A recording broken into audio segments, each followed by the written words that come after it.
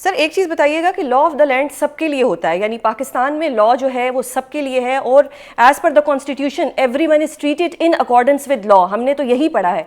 ये कुछ समझ नहीं आई। कुछ दिन पहले दो यूट्यूबर्स जो कि एक बहुत ही नाजेबा ज़बान इस्तेमाल करते हैं टिकटॉक के ऊपर बैठ के, अगर उनकी जो लाइव टिकटॉक देखी जाए, उनको इतना प्रोटोकॉल क्यों दिया गया कि उनकी गाड़ी जो है वो इस्लामाबाद हाई कोर्ट के अहाते के अंदर गई और गाड़ी की नंबर प्लेट भी नहीं थी।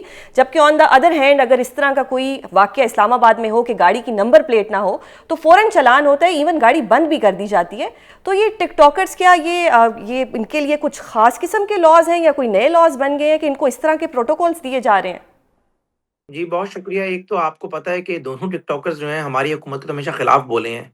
इनके जितने भी मोस्टली व्लॉग्स हैं, अगर आप वो देखें, तो एक तो बात ये है कि कोई ऐसा नहीं है कि हमारी हुकूमत के ये कोई इनके साथ लव लास्टिंग थी और इसलिए हमने इन्हें प्रोटोकॉल दिया।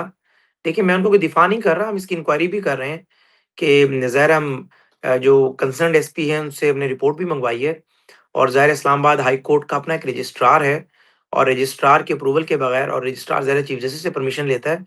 ये जो उनके साथ एक जो है आप समझ लीजिए कि इम्तियाज़ी सलूक किया गया है। मैं समझता हूँ कि कोई भी शख्स हो जो उसको प्रोटेक्शन रिक्वायर्ड हो या प्रोटेक्टिव बेल रिक्वायर्ड हो और उसकी आमद से ये तासुर हो कि वो अगर आएगा तो ज़ाहिर है उसकी एक फॉलोइंग मौजूद है या उसको चूँकि उसके ऊपर केसेस कुछ ब्लास्फेमी के भी बने हैं और ब्लास्फेमी के केसेस में आपको याद होगा कि आसिया मसीह जो थीं, उनकी गाड़ी सुप्रीम कोर्ट के अंदर आई थी। हालाँकि वो तो जो है सज़ाए मौत या मेरे ख़्याल से लाइफ सेंटेंस उन्हें दिया हुआ था, उसको फेस कर रही थीं। तो इस कंडीशन में अगर कोर्ट ने उन्हें परमिशन दी है, हाँ, ये ज़रूर है कि जो गाड़ी का नंबर है पिछली नंबर प्लेट नहीं थी, आगे कोई नंबर प्लेट बाय नेम मौजूद थी। इट माइट बी पॉसिबल वो भी सिक्योरिटी पर्पज़ के लिए उसको छुपाया गया हो, लेकिन ज़ाहिर है बेसिक प्रिंसिपल ऑफ लॉ है कि nobody can be punished unheard. अगर आप इस बंदे को बगैर सुने सज़ा नहीं दे सकते, तो किसी बंदे को बगैर सुने राय भी कायम नहीं कर सकते। तो सर मेरी इसमें वैसे आपसे फिर राय तो होगी कि सबकी आप गाड़ी अंदर आनी चाहिए ना। उन दोनों 302 हाँ, वाले तो बहुत से केसेस आते हैं हाई उन कोर्ट के दोनों अंदर आप भी। जी, जी, उन दोनों आप यूट्यूबर से ज़रूर उनसे पूछें।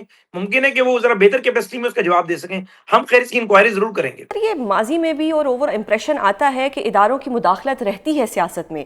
जो मौजूदा दौर है इस वक्त, जो मौजूदा हुकूमत जारी है, क्या इसमें इदारों की कोई मुदाखलत है या नहीं? मैं इसलिए सवाल कर रही हूँ कि ख्वाजा साहिब कहते हैं हाइब्रिड निज़ाम, तो हाइब्रिड निज़ाम का तो कुछ और मतलब ही समझा जाता है। क्या इस वक्त का जो मौजूदा निज़ाम है क्या वो सिर्फ सियासतदानों के हाथ में है? नहीं देखें, जो भी ये कहता है कि मौजूदा निज़ाम सियासतदानों के हाथ में है या मौजूदा निज़ाम हाइब्रिड है, वो दोनों ही इंतहाई बातें करते हैं। पाकिस्तान एक सिक्योरिटी स्टेट मुल्क है। आपको पता है कि आपकी एक तरफ जो है वो भारत का बॉर्डर है, एक तरफ अफ़गानिस्तान का बॉर्डर है। एक लंबे अरसे तक ईरान के बॉर्डर पे भी कशीदगी रही, गोवा अब हालात बेहतर है।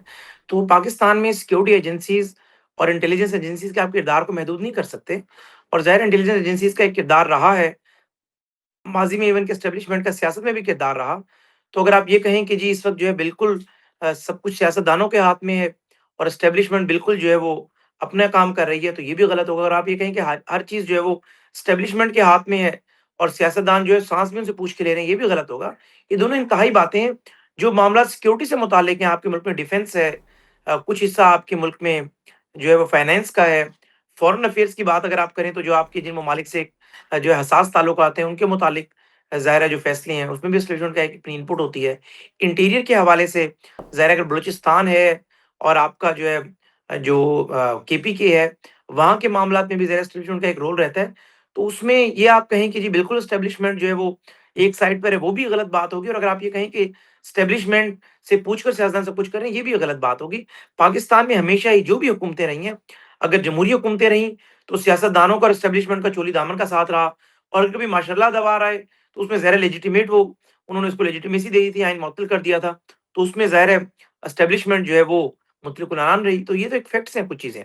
सही। सर ये बताइएगा कि क्या हुकूमत इमरान खान साहिब को किसी और जेल में शिफ्ट करने जा रही है? नहीं देखिए ये बानी तहरीक-ए-इंसाफ के फॉलोअर्स तहरीक-ए-इंसाफ की जो केपीके की गवर्नमेंट है, उनके कंडक्ट से साबित होगा। पहले खबरें चल रही थी कि इस्लामाबाद की किसी जेल में जो हमने नई बनाई है, उसमें उन्हें शिफ्ट करेंगे। अभी तक ऐसी तजवीज़ टेबल पर ज़ेर-ए-गौर नहीं है, लेकिन ज़ाहिर है अगर बानी तहरीक-ए-इंसाफ के वोटर्स और फॉलोअर्स ये कहते हैं कि उनका फंडामेंटल राइट है कि उन्हें बानी तहरीक-ए-इंसाफ से मिलना है, तो फंडामेंटल राइट उन लोगों का भी है, जो जेल में कैद हैं, उनकी सिक्योरिटी को कंप्रोमाइज़ नहीं कर सकते। अगर ये बार-बार जो है अडयाला के बाहर इसी तरह का हंगामा करेंगे, तो फिर मजबूरी हो जाएगी और कैदियों की जो शिफ्टिंग है वो होती रहती है, जेल मैनुअल में उसकी गुंजाइश मौजूद है और फिर हम कोशिश करेंगे कि ज़ाहिर है पहले तो इक़दाम ना हो, लेकिन अगर ये बाज़ नहीं आते और हमें मजबूर करते हैं इंतहाई इक़दाम लेने के लिए, तो मध्य जेल की ऑप्शन भी मौजूद है, लांडी जेल की भी मौजूद है। माज़ी में मियाँ साहिबान के खिलाफ जब केसेस बने, मियाँ नवाज़ शरीफ साहब के खिलाफ, शहबाज साहब के खिलाफ, तो अटक जेल में मियाँ नवाज़ शरीफ कैद रहे, लांडी जेल ले जाया जाता था, सारी एग्ज़ाम्पल्स मौजूद हैं।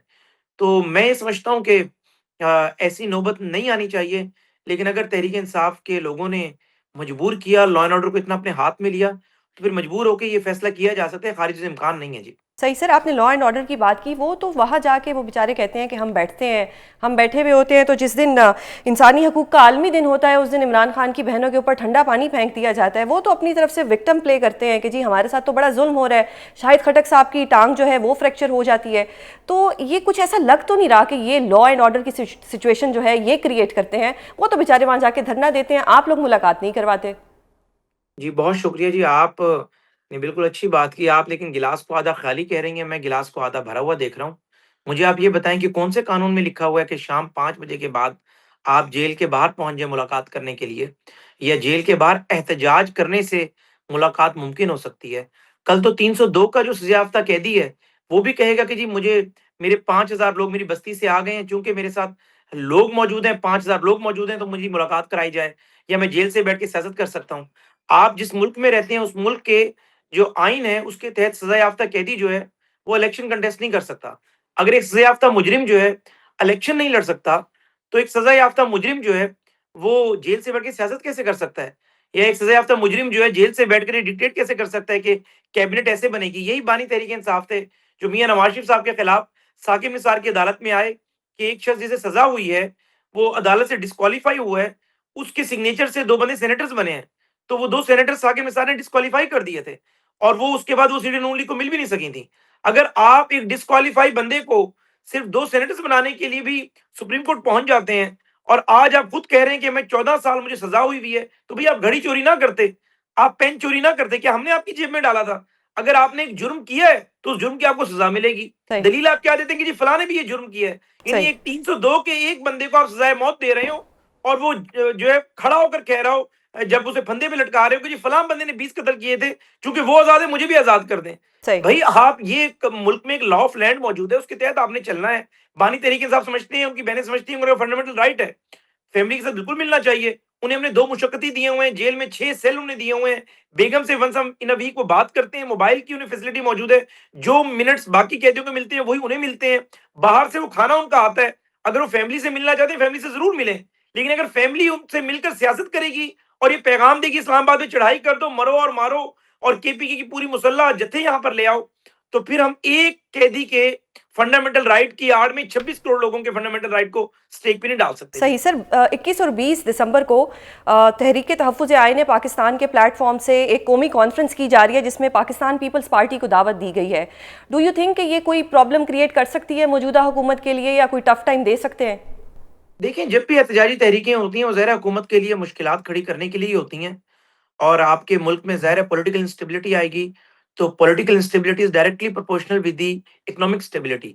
और ज़ाहिर है अगर ये लोग सड़कों पर आते हैं, परेशानी के बाइस तो बनेंगे, लेकिन ज़ाहिर है हम ये समझते हैं कि इनके पास उतनी स्ट्रीट पावर नहीं है।